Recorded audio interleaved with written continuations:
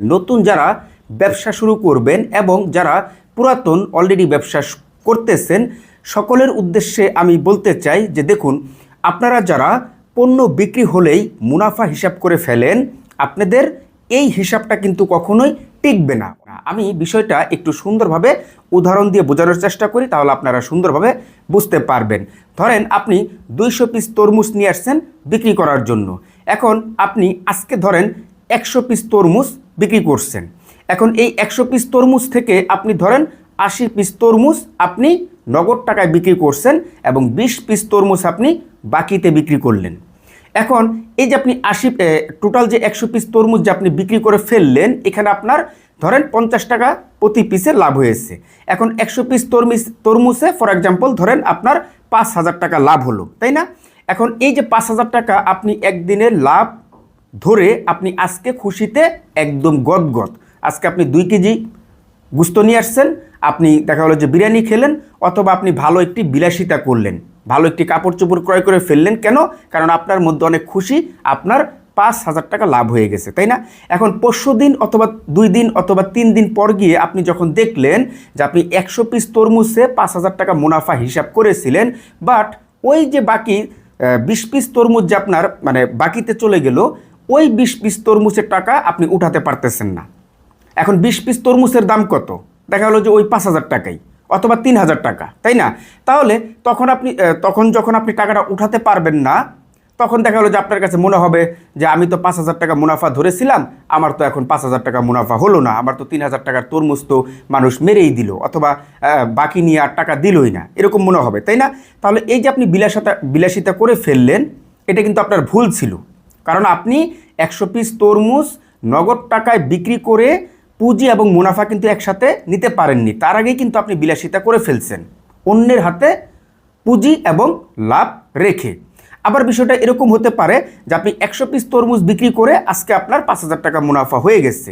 এখন ওই যে 200 পিস তরমুজ, এখান থেকে কিন্তু আরও 100 পিস তরমুজ রয়ে গেছে। এখন পরের দিন আবার আপনি দেখালো যে ওইখান থেকে 50 পিস তরমুজ বিক্রি করছেন বা 60 পিস তরমুজ আপনি বিক্রি করলেন। বিক্রি করতে করতে শেষের দিকে গিয়ে আপনার 40 পিস তরমুজ অথবা 30 পিস তরমুজ নষ্ট হয়ে গেছে বা পচে গেছে, যেটাই হোক না কেন হয়ে গেছে। কিন্তু আপনি কিন্তু ওই যে 160 পিস তরমুজ আপনি বিক্রি যখন করে ফেললেন, তখনই কিন্তু আপনি দেখালো যে ওই 200 পিস তরমুজের কিন্তু একটি মুনাফা ধরে ফেলছিলেন, অথবা 160 পিস তরমুজের কিন্তু একটি মুনাফা ধরে ফেলছিলেন যে আমার এই 160 পিস আমি তরমুজ বিক্রি করছি, এখান থেকে আমার 10,000 টাকা মুনাফা হয়ে গেছে, আমি এখন এই 10,000 টাকা উড়াধুরা বিলাসিতা করব। বাট আপনি এইটা ভুলে গেছেন যে আমার তো বাকি আরও 40 পিস তরমুজ রয়েছে।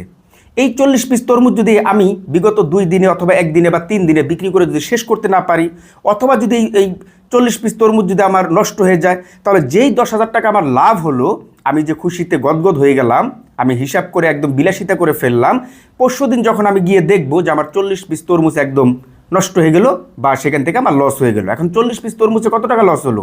ফর এক্সাম্পল 10,000 টাকায় লস হয়ে গেল বা 8,000 টাকা লস হয়ে গেল।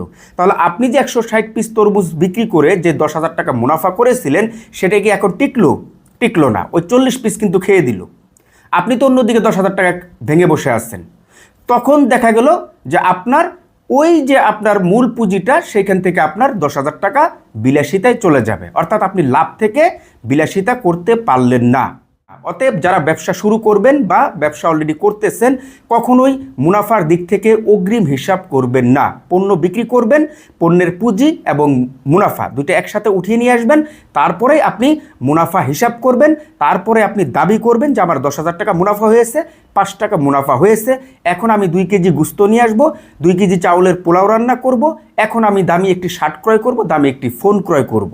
তখন হিসাব করবেন, এর আগে নয়। এর আগে যদি হিসাব করেন তাহলে পুঁজি, লাভ, লস 3টি মিলিয়ে আপনি হিসাবও করতে পারবেন না, আপনার বিজনেসও গ্রো হবে না। একদম জগা খিচুড়ির মধ্যে আপনার বিজনেস নিয়ে পড়ে থাকতে হবে, আর সর্বদা বলতে হবে ব্যবসার মধ্যে লাভ নেই, ব্যবসার মধ্যে লস। তো এই ভিডিও থেকে আপনারা যদি বিজনেস সম্পর্কিত কিছু শিখতে পারেন, আপনাদের যদি উপকারে আসে, তাহলে অবশ্যই একটি লাইক দিয়ে দিবেন এবং আমাকে কমেন্ট করে জানাতে পারেন যে এরকম নতুন নতুন বিজনেস সম্পর্কিত ভিডিও চান কিনা, যে ভিডিওগুলি আপনারা দেখলে আপনাদের বিজনেস লাইফে একটি ভ্যালু অ্যাড হবে। এবং আপনি যদি আমার পেজে নতুন হয়ে থাকেন, তাহলে অবশ্যই আমার পেজে ফলো দিয়ে আমার পাশেই থাকবেন।